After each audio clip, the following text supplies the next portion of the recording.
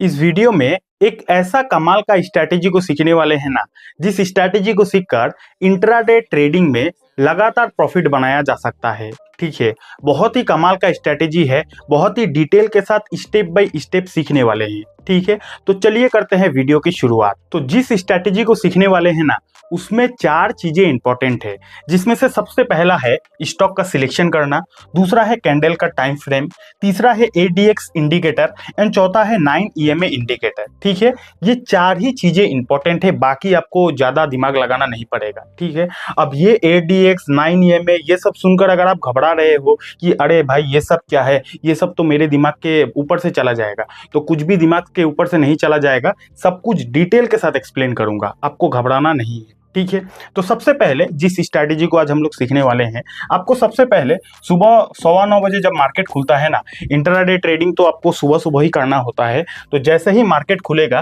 पहला काम आपको मोमेंटम वाला स्टॉक्स को ढूंढना है। अब मूवमेंट या फिर मोमेंटम वाला स्टॉक्स को ढूंढना है। अब मूवमेंट वाला स्टॉक्स को कैसे कहाँ पे ढूंढा जाता है, मैं हर वीडियो में बोलता रहता हूँ कि आप सुबह सुबह गूगल में जाओगे, टॉप गेनर्स टॉप लूजर को सर्च करोगे, या फिर गैप अप गैप डाउन वाले स्टॉक्स को सर्च करोगे, वो सारा स्टॉक्स में काफी ज्यादा मूवमेंट रहता है। ठीक है, तो आपको सुबह 9:15 ही जैसे ही मार्केट ओपन होता है, आपको मूवमेंट वाले स्टॉक्स को ढूंढना है। ये पहला काम आपको करना है। ओके, उसके बाद जो स्ट्रैटेजी को सीखने वाले हैं, वो स्ट्रैटेजी में 5 मिनट और 15 मिनट का कैंडल को ही आपको यूज करना है। और वैसे भी इंट्राडे ट्रेडिंग 5 मिनट 15 मिनट का कैंडल में ज्यादा किया जाता है, तो जो स्ट्रैटेजी हम लोग सीखेंगे उसमें 5 मिनट 15 मिनट का कैंडल को ही यूज करना है। ठीक है, ये दोनों काम आपको करना है, बाकी ये दोनों इंडिकेटर अपना काम कर देगा। ओके, पहले तो आपको मूवमेंट वाले स्टॉक्स को ढूंढना है सुबह 9:15। कैसे ढूंढना है, आप हमारे बाकी वीडियोस को देखोगे तो पता चल जाएगा, गूगल पे सर्च करने से ही मिल जाता है। ठीक है, उसके बाद 5 मिनट 15 मिनट का कैंडल को लगाना है। अब तीसरा सबसे इंपॉर्टेंट चीज क्या है, ADX indicator, ADX 25 level up. इसका मतलब क्या होता है, देखिए ये जो एडीएक्स है ना, ये एक इंडिकेटर है। अब इस इंडिकेटर का बहुत सारा काम होता है, हमें बहुत सारा काम से मतलब नहीं है, हमें भाई चाहिए कि कैसे हम इंट्राडे ट्रेडिंग से प्रॉफिट करें, यही ना चाहिए। तो देखिए, एडीएक्स का फुल फॉर्म होता है एवरेज डायरेक्शनल इंडेक्स, यानी कि एडीएक्स अगर 25 लेवल के ऊपर आता है ना, ऊपर रहता है, जैसे कि फॉर एन एग्जांपल मान लीजिए ये 25 लेवल है। ठीक है, ये 25 का लेवल है। अब मान लीजिए एडीएक्स 25 के ऊपर अगर है ना, तो ऐसा माना जाता है कि यहाँ पे इस स्टॉक में जो ट्रेंड है ना, काफी मजबूत ट्रेंड है, काफी स्ट्रॉन्ग ट्रेंड है। मैं दिखाऊंगा आपको, चार्ट में दिखाऊंगा, अभी थ्योरी समझा रहा हूं। अगर एडीएक्स, ये जो एडीएक्स है, अगर 25 लेवल के ऊपर इस तरीके से मूव कर रहा है, इसका मतलब जो भी शेयर में ट्रेंड चल रहा है, ट्रेंड दो तरीके से हो सकता है, या तो अप ट्रेंड या तो डाउन ट्रेंड, दो ही हो सकता है ना। तो अगर एडीएक्स 25 लेवल के ऊपर है, तो इसका मतलब जो भी ट्रेंड चल रहा है चार्ट में, वो ट्रेंड काफी ज्यादा मजबूत ट्रेंड है, काफी ज्यादा स्ट्रॉन्ग ट्रेंड है। ठीक है, यहां तक क्लियर है। उसी तरह अगर एडीएक्स जो है वो 25 के नीचे है, तो इसका मतलब जो भी शेयर में या फिर चार्ट में ट्रेंड चल रहा है, वो एक वीक ट्रेंड है या फिर साइडवेज ट्रेंड है। ठीक है ना, तो एडीएक्स को आपको इतना ही समझना है, एडीएक्स अगर 25 के ऊपर है, यानी कि शेयर में अभी काफी ज्यादा स्ट्रॉन्ग ट्रेंड है। अगर एडीएक्स 25 के नीचे है, यानी कि जो शेयर है वो अभी साइडवेज ट्रेंड में है। यहां तक क्लियर हो गया ना। तो यहाँ पे जो एडीएक्स 25 लेवल अप मैंने बोला, आपको चार्ट में मैं दिखाऊंगा, चार्ट में कैसे लगाया जाता है। अगर चार्ट में आप देखते हो कि एडीएक्स जो है वो 25 लेवल के ऊपर है, यानी कि शेयर का जो ट्रेंड चल रहा है ना, काफी मजबूत काफी स्ट्रॉन्ग ट्रेंड चल रहा है। ठीक है, तो एडीएक्स भी हमने समझ लिया। उसके बाद 9 ईएमए, 9 ईएमए का मतलब ये होता है, ये जो ईएमए है ना, ईएमए का फुल फॉर्म होता है एक्सपोनेंशियल मूविंग एवरेज, यानी कि ये जो मूविंग एवरेज है ना, ये एवरेज बताता है। किस चीज का एवरेज बताता है, ये मूविंग एवरेज शेयर का प्राइस का एवरेज बताता है। ठीक है, तो ईएमए क्या होता है, ये एक मूविंग एवरेज है, ये हमें शेयर का प्राइस का एक एवरेज बताता है कि शेयर का प्राइस का एवरेज कितना है। इतना समझ गए। अब हमारा स्ट्रेटेजी क्या है, अगर मान के चलिए ये कैंडल है, ये मान लीजिए शेयर का चार्ट है, इस तरीके का रहता है। अगर मान लीजिए जब आप 9 ईएमए लगाओगे तो कुछ इस तरीके का 9 ईएमए दिखेगा। ठीक है, मैं चार्ट में करके दिखाऊंगा। तो अगर मान लीजिए ये जो ईएमए लाइन आपने लगा लिया, इस ईएमए लाइन के ऊपर अगर शेयर का प्राइस है, इसका मतलब क्या हुआ, इससे हमें क्या समझ में आया, अगर ईएमए लाइन के ऊपर शेयर का प्राइस है, यानी कि ये जो शेयर का प्राइस है ये अपना एवरेज से ऊपर है, एवरेज लाइन से ऊपर है। अब एवरेज लाइन से अगर ऊपर है, यानी कि शेयर अभी अप ट्रेंड में है। इसको एक एग्जांपल से समझते हैं। मान लीजिए विराट कोहली का एवरेज रन है 50 रन, ठीक है, विराट कोहली का एवरेज है 50 रन। अब अगर विराट कोहली मान के चलते हैं आज मैच खेला, उसमें विराट ने सिर्फ 20 रन ही किया, 20 रन में आउट चला गया, तो इसको क्या बोलोगे आप कि विराट ने आज खराब खेला है, ठीक है, क्योंकि उसने अपना एवरेज से कम रन किया है। उसी जगह कल फिर से मैच हुआ और विराट ने 70 रन किया, तो तब आप क्या बोलोगे कि विराट ने अच्छा खेला है। क्यों आप बोलोगे? क्योंकि विराट का एवरेज रन है 50 रन, लेकिन उसने 70 किया है, उसने अपना एवरेज से ज्यादा रन कर दिया है, इसलिए आप बोलोगे कि विराट ने अच्छा खेला है। यहां तक क्लियर है ना। उसी तरह मूविंग एवरेज भी हमें वही कुछ बताता है। अगर मूविंग एवरेज के लाइन के ऊपर शेयर का चार्ट रहता है, इसका मतलब शेयर जो है वो अपना एवरेज से ऊपर है, और एवरेज से ऊपर है यानी कि शेयर अभी अप ट्रेंड में है।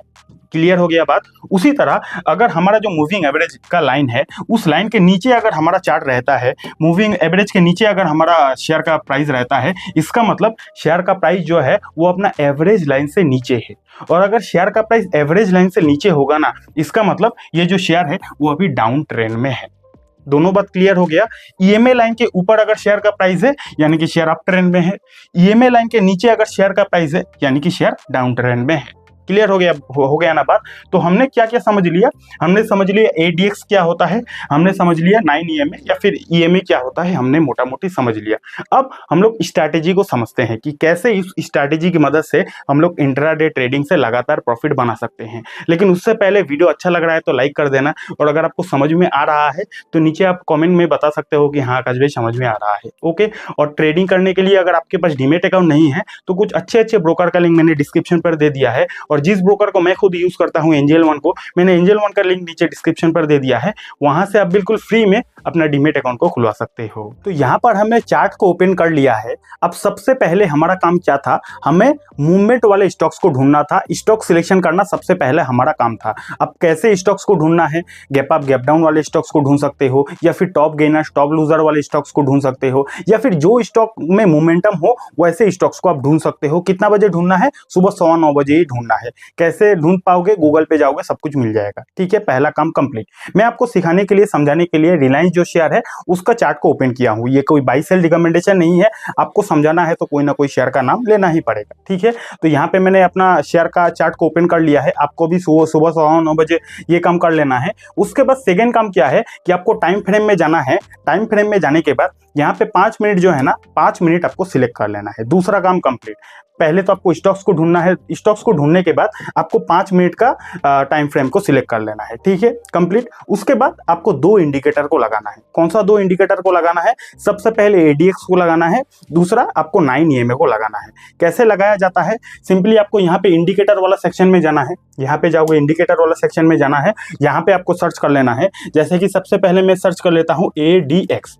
एडीएक्स मैंने सर्च कर लिया ना, यहाँ पे देखो जी आ गया एवरेज डायरेक्शनल इंडेक्स। इसमें आपको क्लिक कर देना है। पहला इंडिकेटर हमारा लग गया चार्ट में। उसके बाद आपको यहाँ पे ईएमए सर्च कर लेना है। ईएमए यहाँ पे देखो जी आ गया मूविंग एवरेज एक्सपोनेंशियल। इसमें आपको क्लिक कर देना है। तो यहाँ पे आप देख सकते हो दोनों इंडिकेटर हमारे चार्ट पे लग चुका है।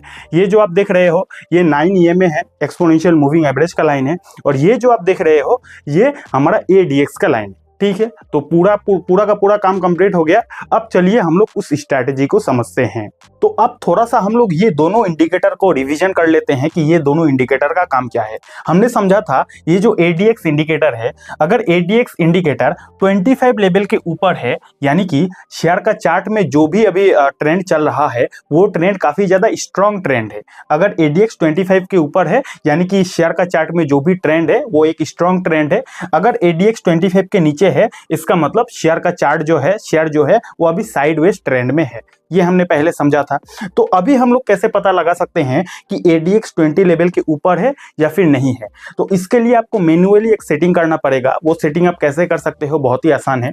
आपको सिंपली यहाँ पे जाना है, इसमें क्लिक कर देना है, और यहाँ पे हॉरिजॉन्टल जो लाइन है ना, हॉरिजॉन्टल लाइन पे आपको क्लिक कर देना है। जैसे ही आप हॉरिजॉन्टल लाइन पे क्लिक कर दोगे, उसके बाद आपको यहाँ पे आना है। जो भी 25 का लेवल होगा, यहाँ पे आप देख सकते हो एग्जैक्ट तो अभी यहाँ पे नहीं होगा, 25 का लेवल हो गया ना, इसमें आपको क्लिक कर देना है। तो यहाँ पे 25 का जो लेवल है अब आप यहाँ पे देख पाओगे। तो आप इससे देख पाओगे कि जो एडीएक्स का लाइन है वो 25 के ऊपर है या फिर नहीं है। ठीक है, तो ये लाइन आप कैसे लगा सकते हो, यहाँ पे जाना है, हॉरिजॉन्टल लाइन को लगाओगे तो आप यहाँ पे सेटिंग को चेंज कर पाओगे। ओके, यहाँ तक क्लियर है। अब अगर ADX 25 लेवल के ऊपर है, यानी कि शेयर का जो ट्रेंड है वो मजबूत ट्रेंड है। अगर ADX 25 लेवल के नीचे है, यानी कि शेयर में जो ट्रेंड है वो एक वीक ट्रेंड है या फिर साइडवेज ट्रेंड में है। यहाँ तक क्लियर है। ओके, अब ये जो 9 EMA है, 9 EMA का क्या काम है, ये हमें एवरेज बताता है, शेयर का प्राइस का एवरेज बताता है। अगर एवरेज लाइन के ऊपर शेयर का प्राइस है, इसका मतलब शेयर अभी अप ट्रेंड में है। अगर एवरेज लाइन के नीचे शेयर का प्राइस है, यानी कि शेयर जो है वो अभी डाउन ट्रेंड में है। तो दोनों इंडिकेटर का जो रिवीजन है वो हमने कर लिया है। अब स्ट्रैटेजी क्या है समझते हैं। देखिए, जब भी आप देखोगे कि ये जो ADX का लाइन है, ये ADX का लाइन 25 के ऊपर चला गया। अब 25 के ऊपर चला गया, यानी कि शेयर में जो भी ट्रेंड है वो एक स्ट्रॉन्ग ट्रेंड है। पहला काम आप देख लिया। उसके बाद आपको क्या देखना है कि जो 9 EMA है, 9 EMA के ऊपर अगर शेयर का प्राइस चला गया है, 9 EMA के ऊपर अगर शेयर का प्राइस जाएगा, इससे हमें क्या समझ में आता है कि 9 EMA के ऊपर यानी कि शेयर का जो प्राइस है वो अपना एवरेज लाइन से ऊपर है। एवरेज लाइन से ऊपर है यानी कि शेयर अभी अप ट्रेंड में है। जैसे कि इस वाला केस में आप देख सकते हो, थोड़ा मैं जूम कर देता हूं, इस वाला आप केस में देख सकते हो कि 9 EMA के ऊपर चला गया शेयर का प्राइस, यानी कि एवरेज लाइन से ऊपर चला गया। और एवरेज लाइन के ऊपर चला गया यानी कि ये जो शेयर है ये अभी अप ट्रेंड में चला गया है। अप ट्रेंड में कैसे पता लगा, क्योंकि एवरेज से ऊपर चला गया ना। अब एवरेज से ऊपर चला गया यानी कि अप ट्रेंड में है। अच्छा, ये अप ट्रेंड में है, हमें पता चल गया। लेकिन हमें कैसे पता चलेगा कि ये जो ट्रेंड है ये मजबूत ट्रेंड है या फिर कमजोर ट्रेंड है। हमें कैसे पता चलेगा कि ये जो ट्रेंड है ये स्ट्रॉन्ग ट्रेंड है या फिर वीक ट्रेंड है। ये हम ADX को देखकर पता लगा सकते हैं। अगर ADX 25 के ऊपर है, यानी कि जो भी ट्रेंड चल रहा है वो मजबूत है। अगर ADX 25 के नीचे है, यानी कि जो भी ट्रेंड है वो साइडवेज ट्रेंड है या फिर वीक ट्रेंड है। ठीक है, तो दोनों इंडिकेटर का काम समझ लिया ना। इंट्राडे ट्रेडिंग में आप क्या कर सकते हो, बेसिकली जब भी आप देखोगे, जब आप स्टॉक को सिलेक्शन करोगे, दोनों इंडिकेटर को लगा लोगे, जब भी आप देखोगे कि शेयर का जो प्राइस है वो अपना एवरेज लाइन से ऊपर चला गया है, और उसी पॉइंट पे अगर आप देखोगे कि जो ADX है, ADX भी 25 के ऊपर जा रहा है, तो इस पॉइंट पे आपका एंट्री बन सकता है। क्यों इस पॉइंट पे एंट्री बन सकता है, क्या लॉजिक है, क्या कारण है, लॉजिक समझाता हूं। देखिए, पहले तो हमें ये पता चल गया इस वाला पॉइंट पे कि शेयर का जो प्राइस है वो अपना एवरेज लाइन से ऊपर चला गया। अब शेयर का प्राइस अगर एवरेज लाइन से ऊपर चला गया, यानी कि हमें ये पता चल गया कि शेयर का जो प्राइस है वो अभी अप ट्रेंड में जा सकता है। क्यों अप ट्रेंड में जा सकता है, क्योंकि एवरेज लाइन से ऊपर चला गया ना, तो हमें थोड़ा बहुत इंडिकेशन मिल गया कि शेयर का प्राइस अभी अप ट्रेंड में जा सकता है। यहां तक क्लियर है। अप ट्रेंड में जा सकता है, पहला काम कंप्लीट। लेकिन हमें कैसे पता चलेगा कि ये जो अप ट्रेंड है ये मजबूत है या फिर कमजोर ट्रेंड है। अगर वीक ट्रेंड होगा तो क्या पता ऊपर जाने के बाद फिर थोड़ा देरी के बाद गिर जाए, ऐसा भी हो सकता है ना। तो हमें 9 EMA को देखकर ये तो पता चल गया कि शेयर का प्राइस EMA के ऊपर है, एवरेज लाइन से ऊपर है, यानी कि अप ट्रेंड में जाने वाला है। लेकिन हमें कैसे पता चलेगा कि ये जो ट्रेंड है ये मजबूत है या फिर कमजोर है, हम ADX को देखकर पता लगा पाएंगे। अगर इसी पॉइंट पे ADX भी 25 के ऊपर जा रहा है, तो ADX 25 के ऊपर जाना यानी कि शेयर का जो ट्रेंड है वो मजबूत ट्रेंड है, स्ट्रॉन्ग ट्रेंड है। तो जब भी आप दोनों चीज को देखोगे, पहले तो शेयर का प्राइस को देखना है कि एवरेज लाइन के ऊपर है या फिर नहीं। अगर एवरेज लाइन के ऊपर है शेयर का प्राइस, और उसी जगह पे जो ADX का लाइन है वो भी 25 के ऊपर की तरफ जा रहा है, तो यहाँ पे आपका एंट्री बन सकता है। और इस कैंडल में जैसे अगर आप एंट्री बनाती हो, स्टॉप लॉस की अगर बात हो तो उसके पहले वाला कैंडल का लो में आपका स्टॉप लॉस हो सकता है। और अगर टारगेट की बात हो तो जब आप देखोगे कि ADX का लाइन नीचे की तरफ जाना शुरू कर दिया, जैसे कि इस वाला केस में यहाँ पे आप देख सकते हो कि ADX का लाइन नीचे की तरफ जाना शुरू कर दिया। ADX नीचे की तरफ जाने से हमें क्या पता लगा कि यहाँ पे जो ट्रेंड है वो कमजोर होने जा रहा है। ADX से हम ट्रेंड का कमजोरी और ताकत का ही पता लगा सकते हैं ना। ADX अगर ऊपर जा रहा है 25 के ऊपर, यानी कि ट्रेंड मजबूत है, और ADX अगर नीचे की तरफ जा रहा है यानी कि ट्रेंड कमजोर है। तो जब आप यहाँ पे दोनों कंडीशन फुलफिल हो जाएगा तो एंट्री तो आपका यहाँ पे बन जाएगा। उसके बाद टारगेट कहाँ तक होगा, जब आप देखोगे कि ADX नीचे की तरफ जा रहा है, यानी कि जैसे कि इस वाला केस में यहाँ पे आपका टारगेट हो सकता है। क्योंकि ADX अगर नीचे की तरफ जा रहा है यानी कि हमें यहाँ पे ये पता चल गया कि जो ट्रेंड है वो कमजोर हो रहा है। ठीक है, यहाँ तक समझ गए। उसी तरह यहाँ पे आप देख सकते हो कि ये वाला जो कैंडल है, इस कैंडल ने अपना एवरेज लाइन के नीचे की तरफ क्लोजिंग दिया है। अब एवरेज लाइन के नीचे की तरफ क्लोजिंग दिया है, इससे हमें ये तो पता चल गया कि शेयर का जो प्राइस है वो शायद आने वाले समय में डाउन ट्रेंड में जा सकता है। क्यों डाउन ट्रेंड में जा सकता है? क्योंकि एवरेज लाइन के नीचे की तरफ क्लोजिंग दिया है। अब उसी पॉइंट पे अगर आप देखते हो कि एडीएक्स 25 के ऊपर की तरफ जा रहा है, यहाँ पे आप देख सकते हो एडीएक्स भी 25 के ऊपर की तरफ जा रहा है। अब एडीएक्स को देखकर हमें ये पता चल गया कि जो भी यहाँ पे ट्रेंड चल रहा है वो काफी मजबूत ट्रेंड है। तो दोनों इंडिकेशन यहाँ भी फुलफिल हो गया।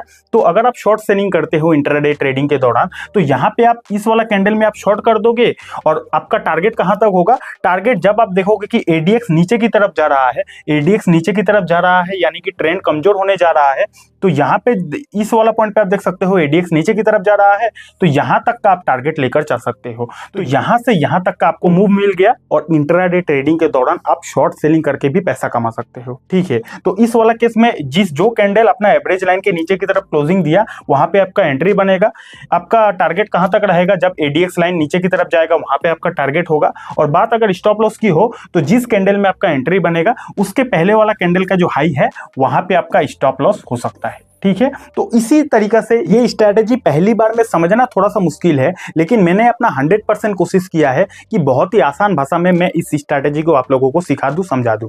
ठीक है, तो अगर आपको वाकई में समझ में आया तो कमेंट में अपना प्यार दे सकते हो। और हाँ, डिस्क्लेमर एक देना चाहूंगा कि कोई भी स्ट्रैटेजी मार्केट में बार बार काम नहीं करता है। किसी भी स्ट्रैटेजी में आपको आग बन करके विश्वास नहीं करना है। ठीक है, कोई भी स्ट्रैटेजी में पैसा लगाने से पहले आपको अपना दिमाग लगाना है, अपने तरफ से बैक टेस्ट करना है, पेपर ट्रेड जरूर करना है। ओके, और अगर आपको फंडामेंटल एनालिसिस को भी इसी तरीके से आसान भाषा में सीखना है, अगर आप इन्वेस्टिंग करते हो तो फंडामेंटल एनालिसिस बहुत जरूरी होता है। अगर आपको फंडामेंटल एनालिसिस को भी फ्री में सीखना है आसान भाषा में, उसके लिए मैंने एक फ्री कोर्स बनाया है। उस कोर्स को अगर आपको देखना है तो उस वीडियो का लिंक आपको यहाँ पे मिल जाएगा। इस वीडियो को देखने के बाद फंडामेंटल एनालिसिस का बेसिक आपका कंप्लीट हो जाएगा। ठीक है, और हाँ, डीमेट अकाउंट नहीं है तो फ्री डीमेट अकाउंट का लिंक भी आपको डिस्क्रिप्शन पर मिल जाएगा।